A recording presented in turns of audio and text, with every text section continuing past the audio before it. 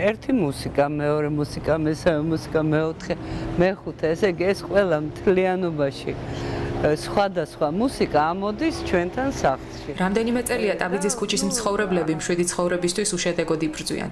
გამუდმებული ხმაური, მუსიკის ხმა და ჰაერგამწოვებიდან გამოსული სუნი ადგილობრივი მოსახლეობის ყოველდღიურობის ნაწილია. საღამოობით ჩართულია ელექტრონული მუსიკა, სახსახს ვიბრაცია.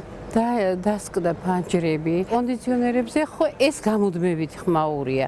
ის თუ ღამე ირთვება და დილის 4 საათამდეა, კონდიციონერების ხმაური მთელი დღე. ზამთარში დახურულ კაფეებს ზაფხულობით გარე ვერანდებიც ემატება, რაც მოსახლეობის მდგომარეობას კიდევ უფრო ამძიმებს. ადგილობრივების პროტესტს უპასუხოდ ტოვებენ ტაბიძის ქუჩაზე მოქმედ გასართობ დაწესებულებებში. ტაბიძის ქუჩის პრობლემები კარგად არის ცნობილი მერიის ზედამხედველობის სამსახურშიც. აქ გითხრას, რომ მოსახლეობის მიმართვის საფუძველზე სიტუაციის ადგილზე შესასწავლად სპეციალისტები რამდენჯერმე გაგზავნეს და დარღვევაც დააფიქსირეს. თუმცა პრობლემის მოსაგვარებლად ბერკეტები არ გააჩნიათ. როგორც ზედამხედველობის სამსახურის დასკვნაში ვკითხულობთ, ჰაერგამწოვი დანადგარების ფუნქციონირებით გამოწვეული ხმაურის დონე ერთ-ერთ ბინაში 38 დეციბალს შეადგენს, რაც დადგენილ ნორმას 8 დეციბალით აღემატება.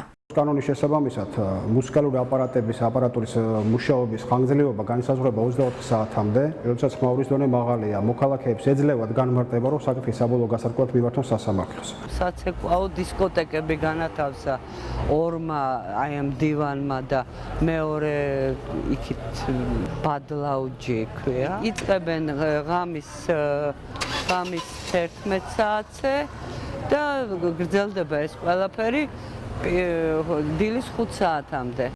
პრობლემის მოგვარების მიზნით ტაბიძის ქუჩის მცხოვრებმა მანანა იაშვილმა არასამთავრობო ორგანიზაცია უსაფრთხო სივრცეს მიმართა. ამ ეტაპზე ჩვენს მიერ მიმდინარეობს დოკუმენტაციის მოძიება, რათა მოუწოდებული იქნეს სარჩელი მოსახლეობის ინტერესების დასაკმაყოფილებლად. სარჩელი ტაბიძის ქუჩის საქმეზე თბილისის საქალაქო სასამართლოში უახლოეს დღეებში შევა.